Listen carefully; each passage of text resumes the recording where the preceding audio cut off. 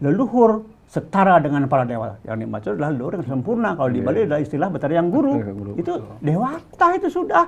Itulah masa kejayaan kita. Bayangkan, tanpa ada 14 abad ini, nggak mungkin ada bangsa Indonesia ini. Tidak ada tanah air Indonesia. Tidak akan pernah ada umat Hindu meninggalkan Hindunya kalau dia betul-betul mendapat pemahaman tentang Hindu yang tidak hanya memberikan kesehatan, kemakmuran, dengan kesejahteraan.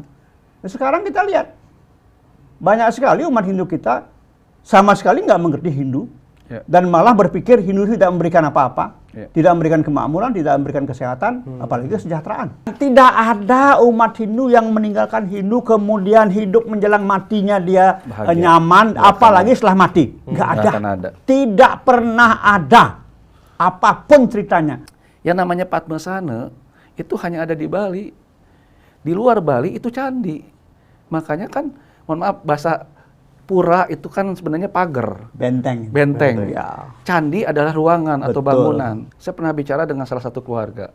Ide, saya nyari guru agama Hindu susah. Terus saya nanya sama beliau, kamu mau jadikan apa anaknya? Mangku, sulinggi, atau jadi apa nih? Jadi guru agama Hindu. Bukan, saya ingin ngajarkan, loh kan bisa belajar dulu sendiri. Orang tua, kamu belajar dulu. Buka YouTube juga bisa kok. Kan gitu. Kita memulai dari diri kita sendiri, kita buku mantra apa aja ada di YouTube. Sampai mantra pengabenan aja ada kok di YouTube.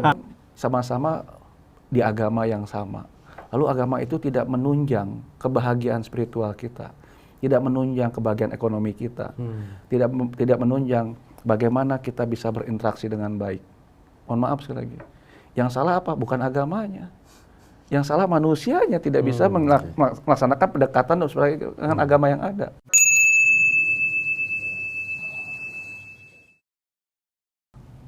Om Swastiastu. Rahayu pemirsa Hindu Channel. Salam kita sudah bareng dan kelihatan bertiga. Nah, inilah yang dinantikan oleh pemirsa Hindu Channel karena beberapa umat Hindu kemarin menghubungi, bisa nggak mempertemukan Aji Dewa Suratnaya dengan Sulinggi Sunda gitu. Kalau dari umat Hindu kita menyampaikannya seperti itu. Jadi Aji Dewa, Ratu Lanang, ini sudah sering muncul di Hindu Channel. Kenapa nih Aji Dewa kok dicari-cari sama Ratu Lanang dari Sunda ini dicari-cari? Tahu, beliau yang tahu. Jadi Aji Dewa ternyata ini kita tidak akan dalam membahas terkait dengan Hindu, Aji Dewa. Mungkin nanti kita ada waktunya bisa membahas tentang ajaran-ajaran agama Hindu mungkin Ratu G. Nah, ini kita akan melihat fenomena umat Hindu kita yang sudah tidak di Hindu lagi. Gitu, Cik Dewa, Ratu G. Boleh G nanti minta pemahamannya, minta arahannya seperti apa terkait dengan kondisi umat Hindu kita. Nah, mungkin akan menjadi pertanyaan yang pertama adalah jangan langsung kita tembak pertanyaan nih ya umat Hindu. Kita coba gimana sih kesan dan pesannya bisa bertemu dalam satu ruangan dulu. Aji Dewa bisa ketemu dengan Ratu Lanang dulu. Om Swastiastu. Para pemirsa Hindu Channel yang saya hormati. Saya sebetulnya sejak lama sudah tahu keberadaan beliau sebagai seorang Sulinggi. Cuman memang peluang untuk bertemu, apalagi ngobrol, diskusi, belum ada. Jadi saya tidak kaget sebetulnya suatu saat saya pasti ketemu beliau ini. Karena secara, ya saya nggak tahu ya, mungkin terkait dengan masalah Punarbawa barangkali kita harus bertemu, dan memang kami berdua termasuk orang-orang yang unik. Terutama beliau loh ya, bukan saya loh ya, beliau loh. Jadi bertemunya memang alam yang mengatur, Niko. Bukan kehendak kami, bukan kehendak saya terutama, bukan, tapi alam yang mengatur sehingga kami harus bertemu seperti itu. Suksema Aji Dewa sudah bersedia hadir nih mengikuti suasana alam. Ratu Lanang izin ini kok bisa kita ketemu nih. Siap, Swastiastu, Sampurasun. Swastiastu Ji. Terima kasih sahabat Hindu Channel sudah bisa menyaksikan Hindu Channel kembali. Ini bertemu dengan beliau ini alam. Ida kenal beliau jauh sebelum menjadi seorang Sulinggi. Lalu ada, kalau boleh belak-belakan, Ida mengidolakan beliau sebagai pustaka hidup. Mohon maaf nih, saya harus sampaikan apa adanya. Beliau sebagai pustaka hidup, beliau sebagai pustakawan yang mengerti semua aspek Hindu yang ada di Nusantara, khususnya yang ada di Bali dan di Jawa Barat. Ini jujur saja, ini sekali lagi Mas Miko ini kadang-kadang bikin surprise, yang nggak pernah diduga-duga, kok ada beliau gitu. Satu, yang kedua betul kata Haji-nya, kita bertemu dari jauh. Kalau ada pertemuan PHDI, Ida sering menghampiri beliau untuk bisa diskusi, tetapi sekali lagi selalu di-cut tuh. Ya, Ji ya? Iya, selalu benar. Nggak bisa kita bisa diskusi dan sebagainya. Nah, hari ini sekali lagi alam semesta, leluhur mengizinkan kita bisa satu frame. Nah, mudah-mudahan sebagai Haji yang Ida anggap sebagai pustakawan hidup, pustaka hidup, bisa memberikan vibrasi yang baik buat kita semua. Nggih, matur sesama penuhun. Nah, Aji Dewa, Ratu Lanang, karena kita tentu saja Aji Dewa dan juga Ratu Lanang sudah berada di beberapa titik daerah-daerah yang mungkin akan banyak sekali muncul pertanyaan, permasalahan kondisi umat Hindu kita. Tentu saja yang akan kita bahas itu sebenarnya banyak. Namun kita akan fokus pada kenapa ini fenomena pindah agama ini selalu terjadi, kan gitu. Nah, mungkin kita akan tanyakan dulu ke Aji Dewa. Aji Dewa,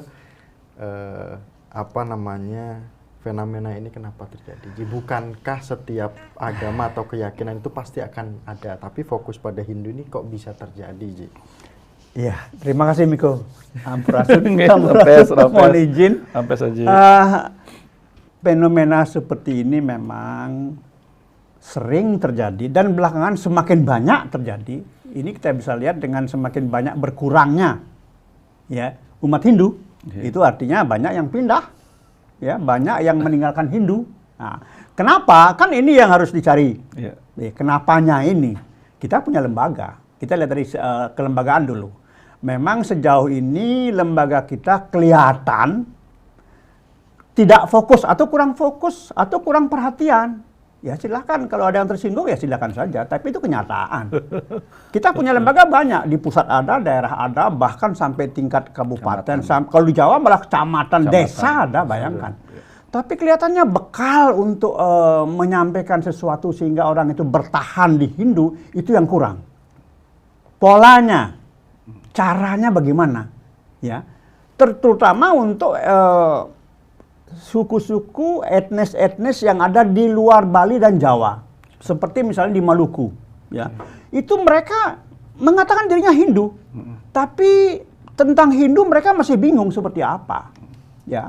Dan sejauh ini kan yang kita alami di Jawa khususnya kan hanya Hindu model Bali yang masuk, tapi masalahnya apakah itu sudah tepat? Nah, ini yang perlu dicari tahu, ya. Itu yang pertama, masalah kelembagaan, ya kita tahu. Dan kita juga nggak bisa menyalahkan kelembagaan, ya masalah kelembagaan ini. Ya tentu kita juga paham bahwa ada banyak masalah. Banyak hal ya. Tapi yang kedua, memang kalau kita lihat masalah seperti di Jawa ini semakin habis umat Hindu itu semakin berkurang, ya itu juga karena masalah ekonomi. Ya artinya apa? Kita itu sepertinya tidak mampu ya untuk membuat ekonomi mereka itu bangkit ya, semakin baik. Itu yang enggak.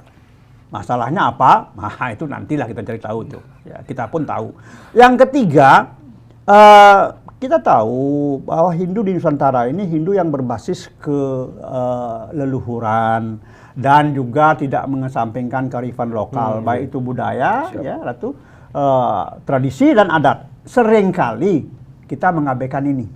Kita masuk ke sebuah wilayah yang Hindu lokalnya banyak pada awalnya, tapi kita tidak belajar dulu mengenai budaya lokal, budayanya, tradisinya, adatnya, dan pantangannya.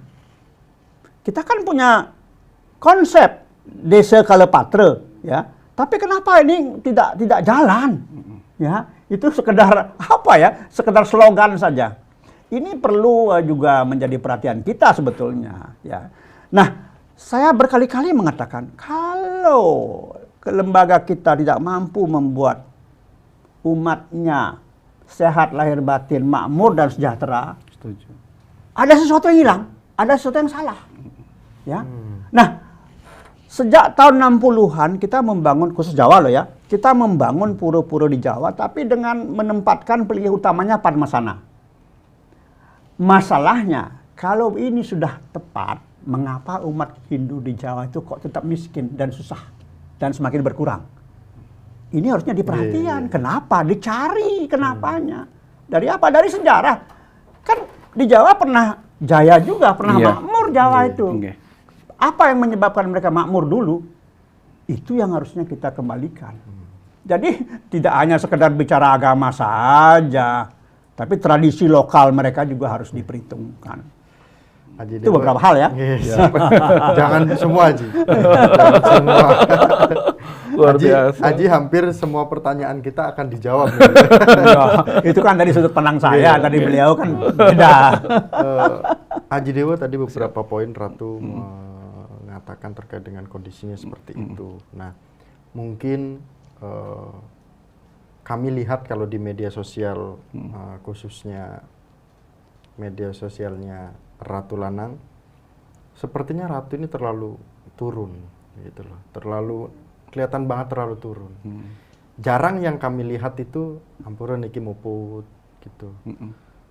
Bukan berarti Ratu tidak muput, mungkin ya. Tetap kenapa kok yang dipublish itu ketika ada turun-turun dengan umat itu? Nah, apakah sebenarnya topik ini ada di dalam pertanyaan-pertanyaan khususnya di daerah-daerah, khususnya terkait dengan Ratu ketika Dharma Wacana? Tidak mungkin tidak ada pertanyaan kan seperti itu. Betul. Nah, bagaimana kondisi kita kok saat ini masih tetap ada perbedaan seperti itu?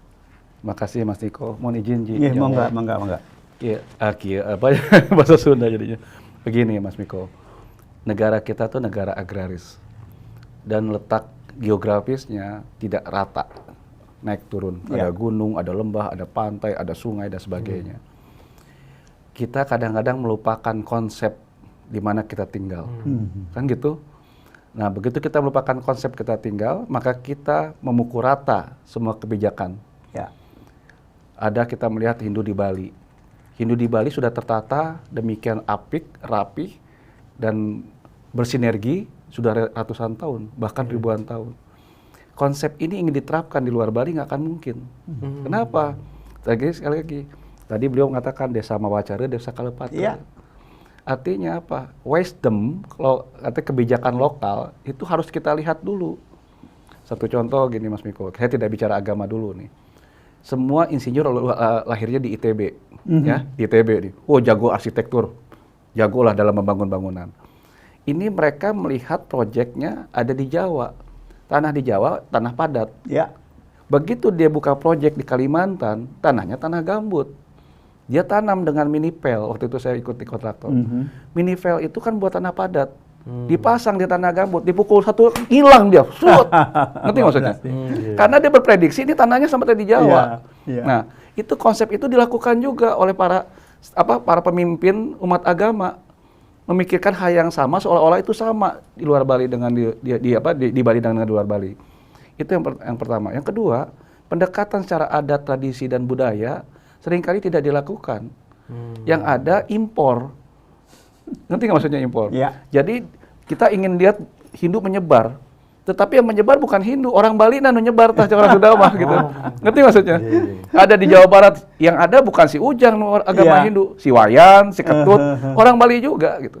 Ada di Medan sana agama Hindu benar, tetapi ada si Nyoman di sana. Tidak ada si Ucok, tidak ada yang lain. Nah, kenapa seperti itu? Karena sekali lagi pendekatan secara budaya dan kultur tidak dilakukan. Yang dilakukan aja impor bagaimana pemahaman utuh ditempatkan ke tempat yang lain. Jadi bahasa ini mah kita tidak pernah mengevaluasi kalau kita menanam ikan ini bisa hidup nggak di komunitas yang ini. Kan gitu. Tiba-tiba bawa aja ikan mujair, cemplungkeun ka dieu gitu. Begitu lihat 5 bulan ikan mujairnya nggak gede-gede, itu juga gitu. Karena dia tidak melihat komunitas. Nah, tadi yang sampaikan beliau betul. Kita lupa akan sejarah, kita lupa akan tradisi. Yang namanya Padmasana itu hanya ada di Bali. Di luar Bali itu candi. Makanya kan, mohon maaf, bahasa pura itu kan sebenarnya pagar. Benteng. Ya. Candi adalah ruangan atau Betul. bangunan. Jadi kalau orang di luar Bali itu mendekung, diam, karena privilege. Ya. Dia berhadapan dengan Tuhan, tidak boleh orang lain lihat. Makanya ada kamar suci, ada gedung suci. Orang Sunda mah tidak ngerti pura. Dia punyanya kamar suci atau gedung suci. Dia bersembahyang dengan Sang Maha Pencipta, privilege sendiri. Tidak boleh orang lihat, tidak boleh tahu. Karena buat orang Sunda, tentunya orang Sunda mengajarkan bahwa berhubungan dengan Tuhan adalah seperti kita berhubungan seks. Ya. Itu pribadi Betul. banget. Gitu. Jadi kalau orang sudah menganggap Tuhannya pribadi, dia tidak akan pernah bercerita pada orang lain. Itulah. Ini makanya tradisi ini kan tidak diketahui. Gitu. Nah, ini tadi disampaikan sama beliau sama Astungkara ini, Ji, hari ini bisa ketemu. Jadi paling tidak saya bisa belajar langsung sama sumbernya, agar saya bisa melaksanakan dengan baik. Lalu fenomena pindah agama, kita pernah sama-sama tahu, jangankan agama, gitu. Kita nikah, istri nggak bikin nyaman aja kan cerai. Iya. Punten ya mah. Ya. Kenapa bisa cerai? Karena kita manusia mencari zona nyaman. Iya. Kenyamanan batin, ekonomi, apapun yang dicari adalah kenyamanan. Lalu kita sama-sama di agama yang sama. Lalu agama itu tidak menunjang kebahagiaan spiritual kita, tidak menunjang kebahagiaan ekonomi kita, tidak menunjang bagaimana kita bisa berinteraksi dengan baik. Mohon maaf sekali lagi. Yang salah apa? Bukan agamanya. Yang salah manusianya tidak bisa melaksanakan pendekatan dengan agama yang ada. Punten, tadi sampaikan lembaga, banyak lembaga di Bali, di Hindu teh agamanya banyak. Oh, banyak pisan lembaga-lembaga. Tapi sekali lagi, tadi Mas Miko bilang, belum pernah lihat saya muput. Karena saya tidak menjalankan tugas Sulinggi yang ke-7. Muput karya itu artinya menyampaikan peribadatan, memimpin umat sembahyang itu yang ke-7. Yang pertama adalah bagaimana kita menumbuhkan weda, pengetahuan weda di setiap rumah tangga yang ada. Menghadirkan weda di rumah tangga itu, agar rumah tangga itu menjadi keluarga yang sukinah. Suaminya mengerti tugasnya, istri mengerti tugasnya, mamahnya mengerti tugasnya, kan gitu. Ini tugas orang Sulinggi. Nah, sebenarnya agama lain sudah melakukan apa yang seharusnya kita lakukan gitu loh. Iya. Door to door, dharma wacana, tukar pikiran dengan umat, itu tugas kita. Tanya jawab di lapangan. Tidak hanya bicara tentang upakara dan upacara. Yang beliau sampaikan dalam setiap Hindu Channel saya ikuti, beliau membuka wawasan itu.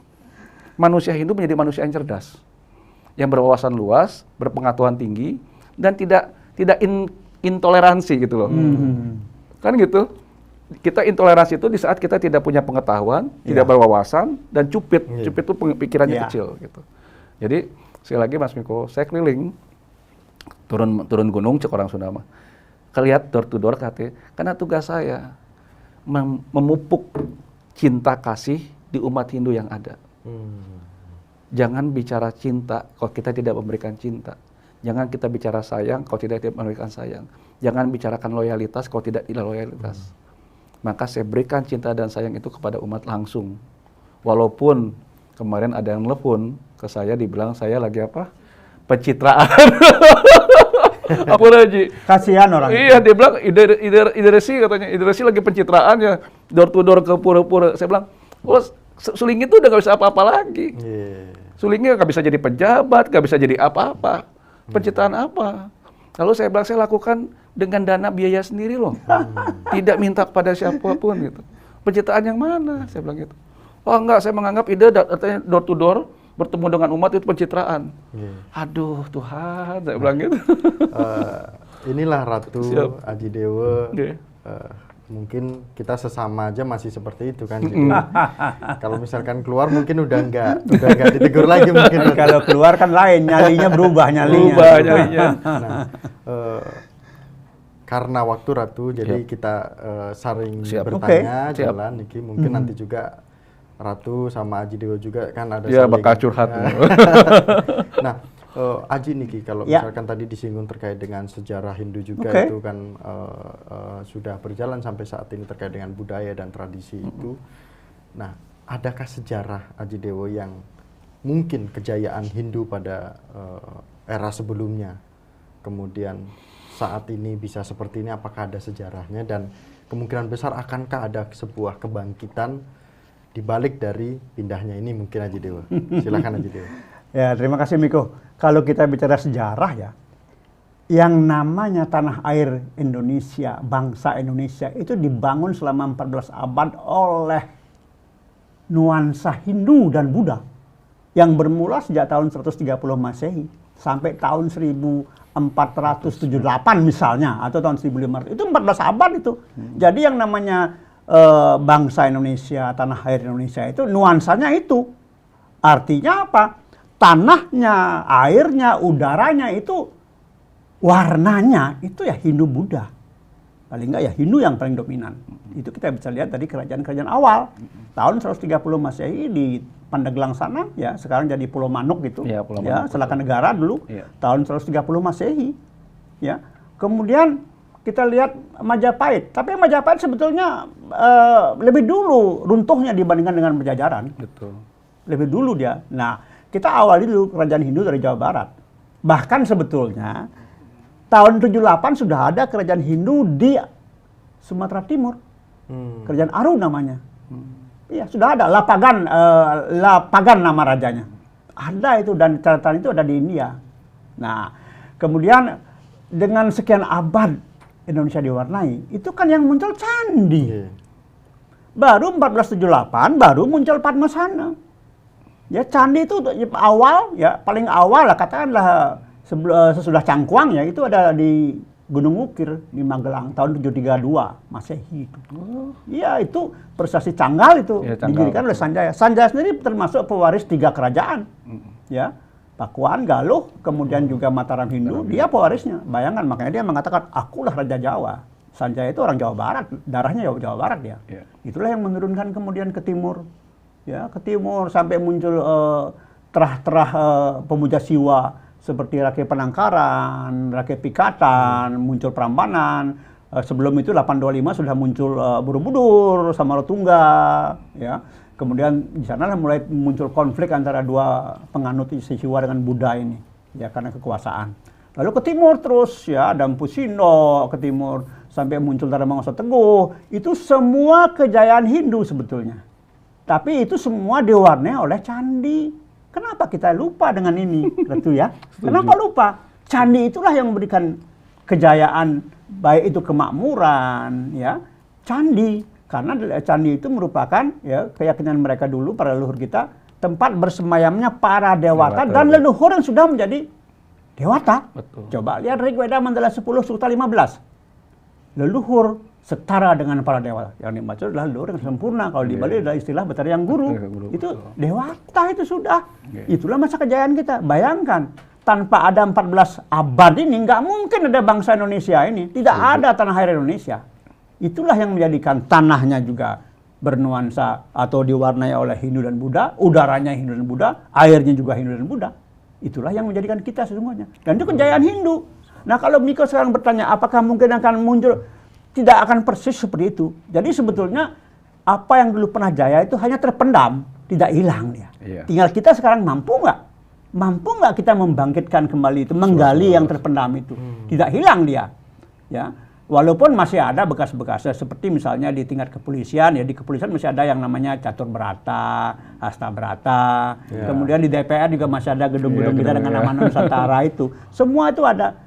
Masalahnya kita umat Hindu sudah diberikan peluang dengan munculnya tempat-tempat suci di luar Bali sesungguhnya. Tapi kita mengelolanya apakah sudah benar? Ini masalahnya. Tapi kita mampu Jidewa. Kalau saja kita punya kesadaran, punya loyalitas seperti yang beliau katakan tadi, ya kita punya loyalitas, kita punya kasih sayang, ya itu mungkin. Tapi kalau tidak, Wong sadar ya tidak kok. Sekarang kita melakukan upacara tidak dengan ketulusan, beda. Betul. Semua ada nilai proyeknya, sulit untuk maju. Ya nggak bisa maju kita. Ya nggak bisa. Betul. Ya. Tergantung kita sekarang mampu nggak, itu aja. Maka tugas kita sekarang sebetulnya mempersiapkan generasi berikut ini supaya mereka siap untuk itu. Kalau kita sekarang ya mungkin sudah tidak mungkin secepat itu. Apalagi sebetulnya menurut saya 500 tahun itu 2018, kalau beliau mengatakan 2019, saya berhitung 2018. Oke lah, beda-beda sedikit lah. Itulah dia. Itu 500 tahun loh. Itulah Haji Dewa. Pasti pengen yang berbeda. Seperti itu. Tapi nggak jadi untung beliau. Nah, Haji Dewa, agar ini imbang secara nilai spiritualnya, tadi disinggung-singgung terkait dengan situs juga. Nah, terkait dengan candi-candi juga, mungkin Ratu Lanang ketika ada di hadir ke tempat situs atau tempat peninggalan-peninggalan itu, apakah hilang energi dan nilai spiritualnya itu?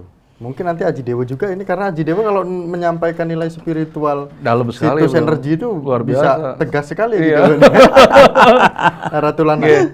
Seperti tadi sampaikan beliau, tiap jengkal tanah Indonesia ini tanah pusaka, tanah keramat. Bayangkan, pusaka dan keramat itu bukan kata-kata biasa. Pusaka artinya penuh dengan doa tanah ini. Lalu keramat, tanah ini diperbutkan dengan jiwa dan raga. Sehingga tiap jengkal tanah di Indonesia ini, yang jadi masalah adalah kita tidak pandai menjaga anugerah yang sudah Tuhan berikan. Ide pernah bicara, tiap jengkal tanah di Bali itu sudah mengandung, kalau kita bicara spiritual, tiap jengkal tanah di Bali itu hidup. Udara di Bali itu hidup. Kenapa? Karena tiap detik masyarakat di Bali memuja leluhurnya. Tiap detik masyarakat di Bali mengagungkan tanahnya. Tiap detik masyarakat di Bali menghargai pertiwinya.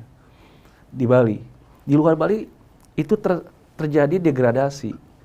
Degradasinya bukan karena hilangnya Hindu, tetapi sekali lagi era modernisasi, masuknya ajaran asing, sehingga tidak lagi mereka menjalankan tadi tradisi-tradisi yang membuat taksunya itu hidup lagi. Padahal sekali lagi, tanah Nusantara, Indonesia itu berkah untuk dunia. Maka, mohon maaf, kita bicara jangan Indonesia, pakai raya lah, Indonesia Raya. The Greatest Indonesia. Ya kan gitu? Kita mesti pakai the greatnya. Agar apa? Kita bangkit harga diri kita. Nah, kalau Indonesia Raya ini dihidupkan lagi oleh tadi seperti Haji Dewa, orang Sunda memuja leluhurnya, orang Jawa memuja leluhurnya lagi, orang Kalimantan memuja leluhurnya lagi, Papua semuanya memuja leluhurnya. The Greatest Indonesia bangkit kembali. Pasti jawabannya. Karena pemujaan tidak pernah sia-sia. Betul ya, Ji ya? Iya, betul. Berarti nilai energi situs-situs kita tetap selalu masih bisa bangkit. Bagaimana kita bisa menghidupkannya? Betul. Bukan hidupkan, dibangkitkan kembali. Bangkitkan kembali. Karena mereka tertidur saja, tidak hilang. Tidak hilang mereka. Biasanya yang bisa dirasakan ketika kita hadir dalam situs itu bahwa energi masih ada, biasanya pertama rasa sedih yang ada. Okay. Kita datang ke satu tempat, kok saya kayak terharu. Satu. Yang kedua, mohon maaf sekali lagi. Ini semuanya bangun, merinding. Yang ketiga, kalau kita artinya kita meditasi di sana, itu ada connecting bicara yang bukan halusinasi, tapi bicara langsung sama diri kita yang menyampaikan A, B, C, D, E. Siapa beliau, untuk apa beliau, bagaimana beliau, tugas beliau apa, itu kita di situ. Lalu permintaan beliau apa nyampe di situ. Gitu. Nah, pemirsa yang di channel, tentu saja kalau kita berbicara secara kondisi spiritual kita atau kondisi budaya dan tradisi kita itu akan dalam. Tapi ini kita akan bawa ke sebuah realita di mana kondisi perpindahan ini karena pendidikan, ekonomi, lingkungan mayoritas dan minoritas ini. Terutama pasangan kita kalau karena susahnya nyari pasangan Hindu itu susahnya luar biasa. Ketika sudah susah kita menjalani hubungan, pacaran, ada sebuah musibah. Akhirnya kita berangkat untuk meninggalkan keyakinan kita itu karena sebuah musibah juga. Nah, Haji Dewo nih yang sering menyampaikan ini. Gimana? Mungkin ada solusi untuk atau kondisinya memang seperti itu atau bagaimana Haji Dewo? Begini, pertama yang namanya agama, lalu orang itu beragama, ya mestinya agama itu mampu memberikan hal-hal yang bersifat duniawi dan hal-hal yang bersifat non duniawi. Artinya ya agama tidak harus membuat orang itu susah hidup. Ya, dia harus bisa menikmati hidup. Kemudian dia juga tidak boleh dikatakan miskin begitu. Nah, ini yang sering saya katakan. Nggak ada orang Hindu tuh nggak pernah mengajarkan orang miskin kok. Ya, kalau betul-betul agama dipahami dan dipahamkan. Jadi orang tuh memberikan pemahaman. Ya, agama Hindu tuh begini. Jangan malah agama itu memberatkan. Betul. Nggak ada orang pindah agama tuh nggak ada. Kalau dia betul-betul khusus Hindu ya. Tidak akan pernah ada umat Hindu meninggalkan Hindunya kalau dia betul-betul mendapat pemahaman tentang Hindu yang tidak hanya memberikan kesehatan, kemakmuran dengan kesejahteraan. Nah, sekarang kita lihat banyak sekali umat Hindu kita sama sekali nggak mengerti Hindu dan malah berpikir Hindu tidak memberikan apa-apa, tidak memberikan kemakmuran, tidak memberikan kesehatan, apalagi kesejahteraan. Karena apa? Hal yang harusnya mereka pahami dan kita harus memberikan pemahaman ke mereka tidak pernah terjadi. Tidak pernah terjadi. Betul. Ya, ini permasalahan kita. Jadi kalau agama sudah nggak memberikan kemakmuran, untuk apa beragama? Berhenti saja beragama. Siap. Nitip sama orang aja beragama. Kita nggak usah beragama. Iya kan loh? Untuk apa? Saya terus terang aja, kalau saya nggak merasa cukup hidup, cukup sejahtera, cukup makmur ya, beragama Hindu, saya ngapain beragama? Berhenti saya beragama. Siap. Nggak usah. Sembayang pun nggak perlu saya. Orang ke pura saya nitip aja ke pura. Kenapa rupanya? Kan WA aja ya. WA aja kan betaranya. Kenapa? Kalau nggak betaranya minta datang ke rumah. Oh, susah amat. Ini masalahnya. Bagaimana kita memahamkan agama itu. Jadi agama itu ada dua sisi. Siap. Ada yang namanya parawidya. Ini masalah kerohanian spiritual ya. Ada yang namanya aparawidya. Ini masalah keduniawian. Betul. Masalah kehidupan. Lah kalau nggak bisa hidup, orang tuh nggak bisa makan, nggak bisa sekolah, untuk apa beragama? Untuk apa? Ya, Hindu itu memberikan konsep kemanfaatan.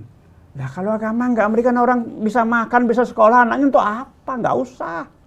Nggak usah lah. Dan juga kalau saya ya tidak merasa makmur, sehat gitu ya, sejahtera gitu, saya nggak akan meninggalkan Hindu, ya. Tapi saya tidak akan melaksanakan apa yang diajarkan oleh Hindu. Betul. Artinya saya nggak akan mungkin pindah ke agama lain, tapi saya juga tidak akan melaksanakan apa yang diajarkan dalam Hindu. Enggak. Untuk apa? Saya sudah kepada anak-anak muda saya mengatakan, untuk apa beragama kalau agama itu nggak bisa mengantarkan kita ke kehidupan yang nyaman? Betul. Berhenti beragama.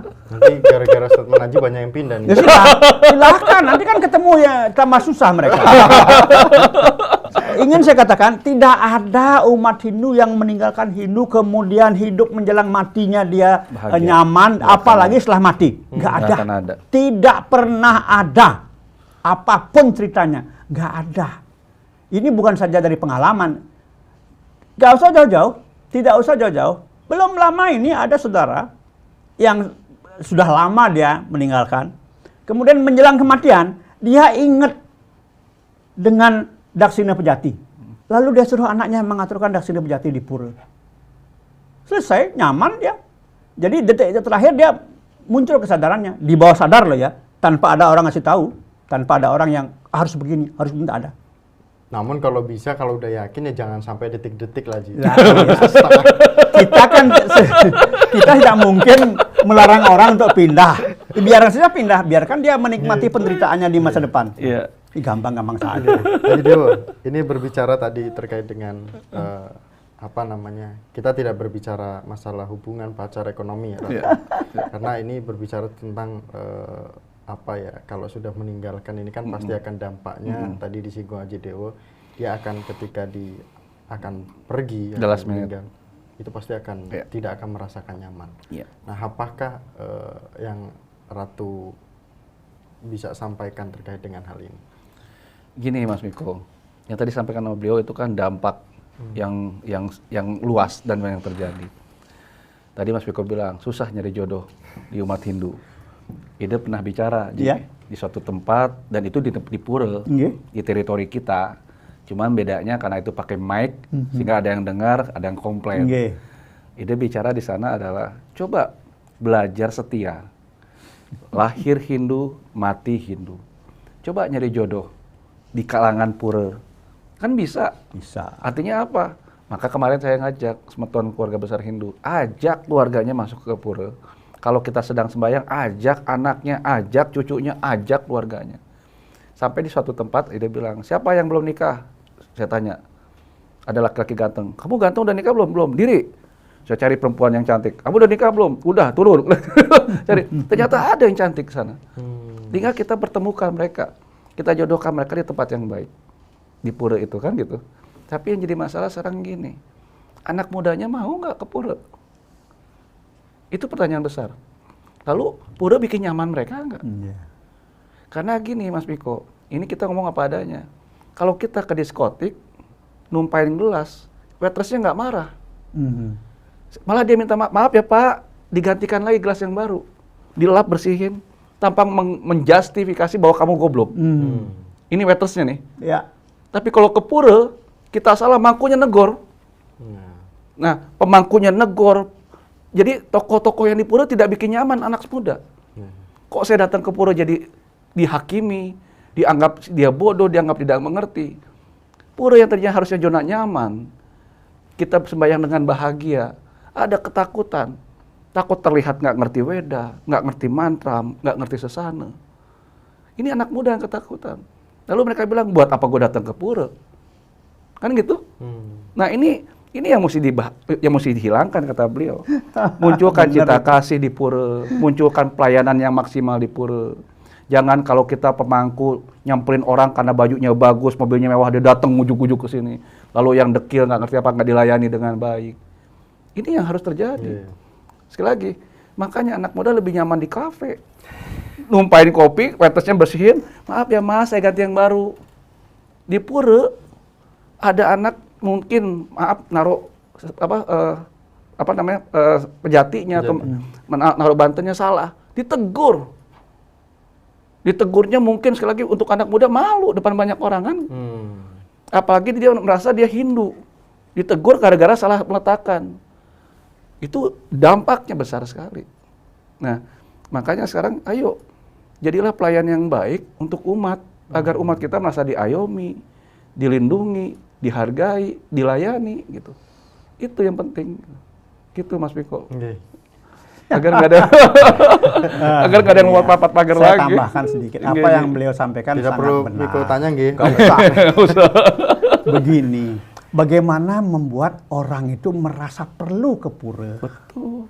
Ya, jadi perlu dijelaskan bahwa di pura itu ada unsur-unsur yang memberikan hal-hal yang bersifat duniawi, ada yang bersifat rohani. Betul. Dan mereka membutuhkan sekarang. Dua-duanya dibutuhkan oleh mereka. Ini yang harus dijelaskan kepada mereka. Untuk apa ada parmasana? Efeknya parmasana kepada rohani atau kepada jasmani? Untuk apa ada nglurah? Efeknya jasmani apa? Rohani. Terus bagaimana kalau saya mau naik pangkat, saya sakit naik pangkat, saya mau sakti, kemana, di pura mana, di pura ini yang mana yang harus saya lakukan? Apa yang harus saya lakukan? Ada semua itu. Jadi semua kebutuhan manusia itu ada di pura. Ya, dan itu tanpa risiko, karena pura ini kawasan suci. Siap, betul. Ya, itu kalau kita ngomong di pura, curhat di pura itu, apa masalah kita, terpecahkan dengan catatan. Pura itu dikelola dengan bagus apa enggak? Inilah kalau puranya yang abal-abal ya susah. Cukup ya Ji Dewa nambahinnya Ji. Saya jelaskan itu kepada anak-anak itu. Ini pelinggih konsepnya, ini Anglurah konsepnya kearifan lokal. Jadi ini bukan ini betarinya bukan dari Bali, ini lokal ini. Namanya Alurah, menguasai sebuah wilayah. Ya. Kemudian di sana Gedong, ini konsepnya Istadewata. Jadi Istadewata itu bahwa diyakini leluhur-leluhur yang sudah menjadi Istadewata, inilah media, inilah wahananya untuk berkomunikasi secara rohani. Ini Padmasana, ini urusan spiritual. Ya. Ini ada pepelik, ini urusan, ini sebetulnya ini kearifan lokal, nggak harus pura ada pepelik. Di sana ada Taman Sari, di sana pasti ada 3 sakti. Paling nggak kalau 1 sakti muncul, ada Saraswati di sana, Laksmi pasti muncul, dan Parwati atau Durga pasti muncul. Pasti itu. 3 itu satu, dimanapun satu muncul, yang 2 mesti muncul. Ngikut. Ini jelas untuk apa? Kalau untuk pengetahuan anak-anak Pasraman giring ke sini. Kalau untuk tentara, polisi, hakim, pengacara giring ke sini. Kalau untuk orang-orang yang sudah wanaprasta, yang sudah harusnya dia mencari hal-hal yang bersifat rohani spiritual, giring ke sini. Ibu-ibu kalau datang ke pura jangan lupa bawa segahan untuk liang lurah. Ini urusan dunia ini, urusan kemakmuran. Kita bikin sesuatu, jadi buka semua pura itu. Mereka kan memilih nanti, oh saya butuh ini, saya mau naik epak, saya udah sekian tahun nggak naik epak, jadi polisi ini bagaimana ini? Datang ke sini, bawa ini, saya kasih tahu begitu. Betul. Dan mereka lakukan. Kebermanfaatannya ini. Loh iya, kalau nggak ngapain, rubah pura jadi kafe sekalian. Nggak usah ada pura. Nah, Haji Dewo, jangan dirubah lah Haji Dewo. Nah, Haji Dewo, ini juga ada muncul terkait dengan pertanyaan-pertanyaan yang akan menjadi sebuah kebiasaan, apalagi tadi gimana caranya kita datang ke pura merasakan kenyamanan, tempat yang memang benar-benar terbaik untuk kita melakukan bakti kita. Ya. Nah, namun ada juga kondisi di lapangan atau kondisi di lingkungan umat itu terkait dengan tempat pendidikannya. Ya. Lingkungan keluarga sudah tidak mampu karena memang lulusan orang tuanya tidak memahami tentang agama. Contoh, misalkan anaknya nanya, kenapa kok ini bentuk gambarnya ini kok ada belalainya, kok kayak gajah, kan gitu.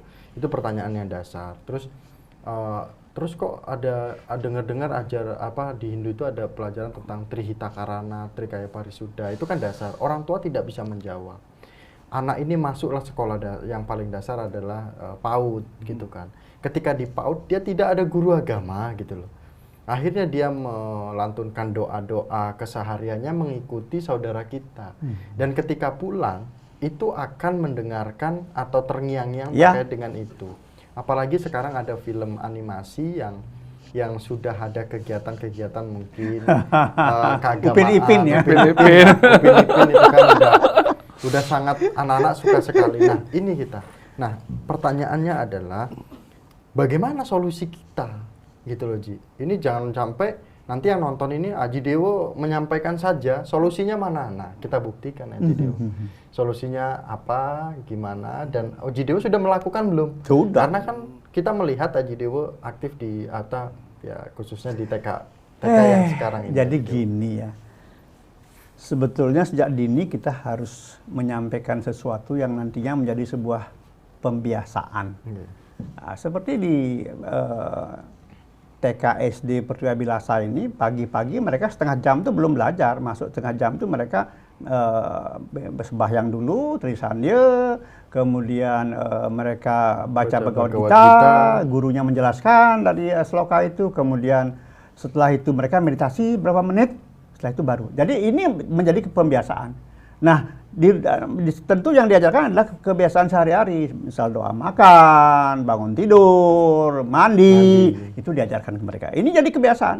Terbukti sampai mereka kuliah pun, sampai semester 6, mereka masih melakukan itu. Bahkan waktu kita didera oleh COVID ya, di rumah mereka tetap melakukan itu. Mereka sembahyang, mereka meditasi, mereka baca Bhagavad Gita, tetap sampai mereka kuliah masih mereka lakukan. Artinya pendidikan pra ini ya, yang PAUD ini sangat perlu. Permasalahannya adalah tidak semua anak-anak kita yang di TK itu di sekolah Hindu. Kan baru satu sekolah Hindu ini jadi ibu kota ini. Di luar Bali. Di yang lain makanya Pertiwi Abilasa juga membuat ya program anak-anak yang TK-nya di luar Rawamangun ini, mereka dididik di Rawamangun 2 jam setiap minggu khusus agama. Nah ini yang harusnya menjadi perhatian. Memang masalahnya adalah kewenangan ini tidak ada di Direktorat Jenderal, di Masinu enggak. Karena Dirjen PAUD ada di bawah Diknas. Nah, oleh karena itu sebetulnya umat itu bisa ikut berpartisipasi, tidak mengandalkan bantuan dari pemerintah terus. Bisa saja kalau mau anak-anaknya selamat ke depan itu. Kan itu sebetulnya masalahnya. Ya, itu tidak sulit sebetulnya. Dan sebetulnya gini, tadi beliau menyinggung sedikit keluarga Sukinah.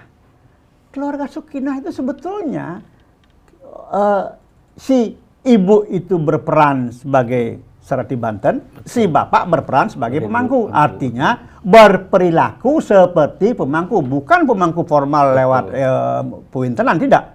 Itu harusnya seperti itu. Jadi praktek untuk anak di rumah, seperti saya punya cucu di rumah, setiap sore dia bakar dupa sendiri, walaupun baru umur 5-6 tahun. Bakar dupa sendiri. Udah, jangan takut salah. Pokoknya kita kasih tahu, bakar dupa sekian, tancapkan di sana sekian, udah. Entah dia ngomongnya apa sembahyang, kita nggak peduli. Tapi itu dulu dilakukan. Artinya praktek itu di rumah. Di pasraman teori. Masalahnya sekarang kan pasraman cuma 1 jam seminggu.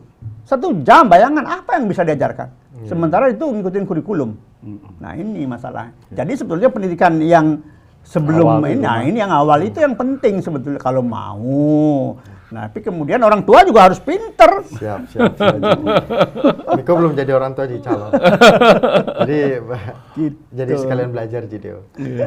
Aji nanti dilanjut Ratu Lanang terkait dengan pola dari pendidikan itu tadi, di mana tadi melakukan persembahyangan dulu, kemudian membaca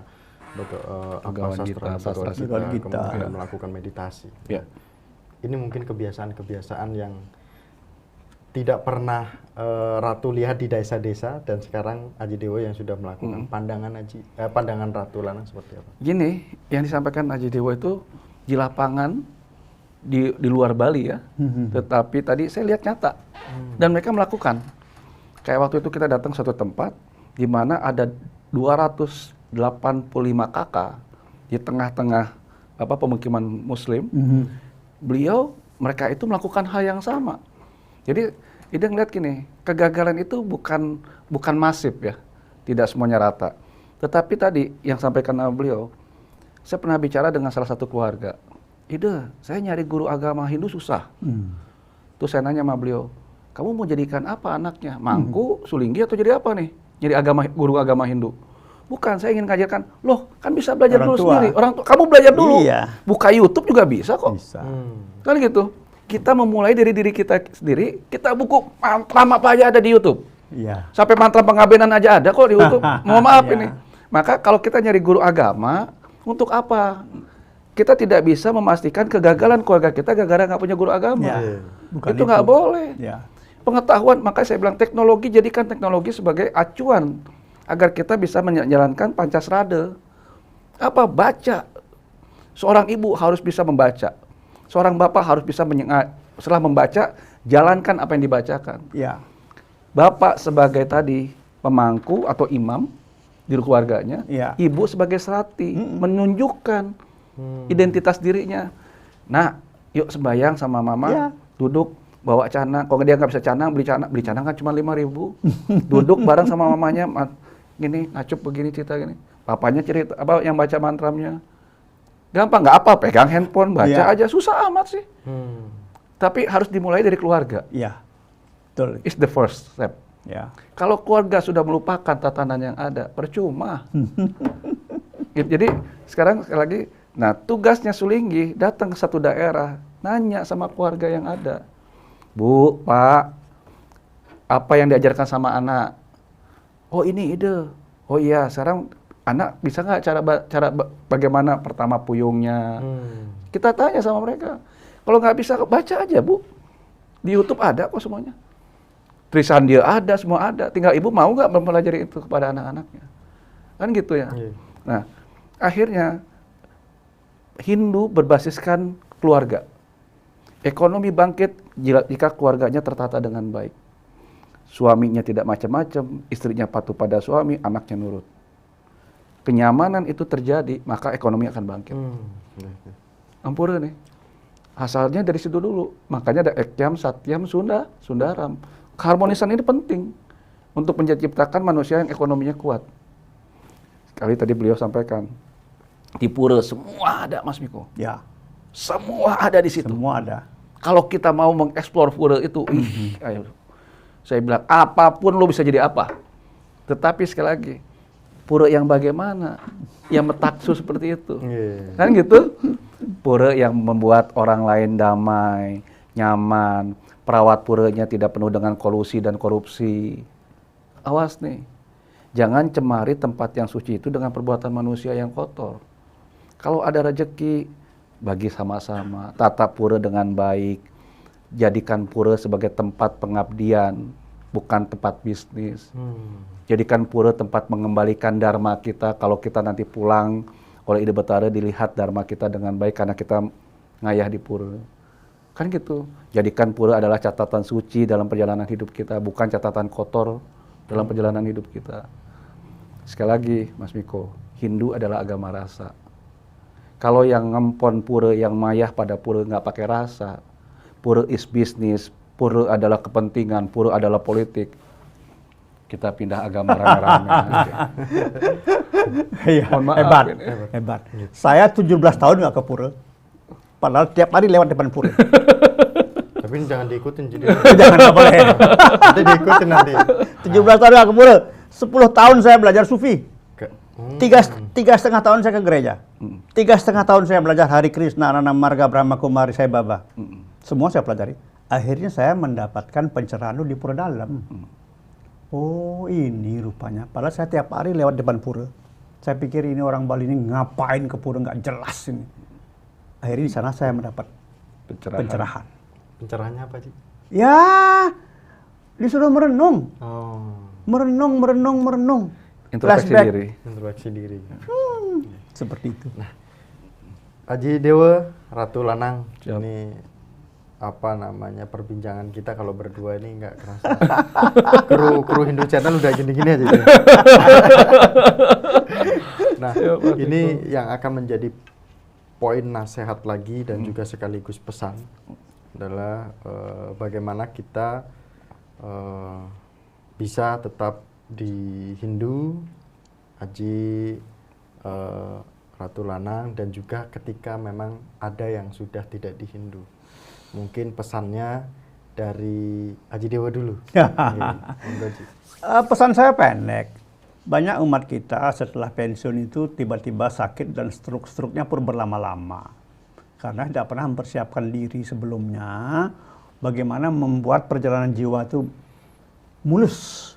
Sebetulnya begitu kita pensiun itu udah tahapan wanaprasta, kita merenung flashback sejak kecil apa yang kita lakukan yang salah-salah dulu sampai sekarang. Minta maaflah kepada jiwa sendiri, kepada Sang Yang Atman, dan minta maaflah kepada alam semesta. Karena setiap kita melakukan kesalahan, kita mencemari jiwa kita dan kita mencemari alam semesta. Lakukan itu sehingga kita tidak akan mengalami hal-hal stroke setelah pensiun. Itu saja, pendek. Tumben ya Aji Dewa. Tumben ya. Tumben lempang ya. Tumben gasnya kakak apa ya. Suksema Aji Dewa. Oke. Pesannya kami juga meminta Siap. Ratu Lanang untuk memberikan pesan juga kepada umat Hindu kita. Pesannya begini, perubahan adalah keniscayaan. Ya. Lalu kita tidak bisa menolak perubahan itu sendiri. Tetapi ide menghimbau, bila mana ada yang merubah kepercayaannya, pindah dari agama satu ke agama yang lain, jangan mencelekkan agama yang sebelumnya. Karena perpindahan kalian atas agama yang dipilih, itu pilihan kalian dengan Tuhannya masing-masing. Dan tidak patut kita menjelekkan agama yang sebelumnya. Lalu jangan pernah mencemari agama yang sudah pernah kalian anut sejak lahir, lalu merubah pindah agama karena pernikahan dan sebagainya, menjelek-jelekan itu semua. Karena sekali lagi ingat, kita akan pulang ke tempat yang sunyi, di mana kita tidak lagi ada agama di situ. Kalian akan bertanggung jawab secara penuh atas hidup kalian masing-masing. Yang ide inginkan tadi itu, hentikan penghinaan atas agama yang sebelumnya, dan jangan juga kalian menjelek-jelekan agama yang sebelumnya. Bila mana kalian ingin pindah, silakan. Kita tidak menutup, tapi jangan menjelek-jelekan agama sebelumnya. Karena agama adalah pilihan pribadi masing-masing. Itu mungkin Mas Miko. Turnuhun Ratu. Mangga Rayu. Suksema Aji Dewa. Pemirsa Hindu Channel, inilah kita diskusinya. Ini sebenarnya Miko jadi kayak mahasiswa nih aja. Pemirsa Hindu Channel, inilah pemahaman yang bisa kita terima sebagai generasi Hindu tentu saja, dan Hindu Channel ini bisa menjadi penyalur ilmu pengetahuan dari narasumber-narasumber kita yang hebat. Nanti Aji Dewa kami minta informasi narasumber siapa yang bisa juga menyambungkan ilmu pengetahuannya, karena yang diinginkan oleh umat Hindu itu pasti hal-hal yang sangat mendasar sekali. Ya. Gitu Aji Dewa. Mohon arahan Aji Dewa, Ratu Lanang. Lanang. Ini saya kangen sama beliau. Luar biasa. Pemirsa di channel, inilah pertemuan kita pada hari ini. Kami tutup dengan Paramasanti. Om Santi Santi Santi Om. Semua atur nuhun. Ampurasun. Atur nuhun Aji. Atur nuhun.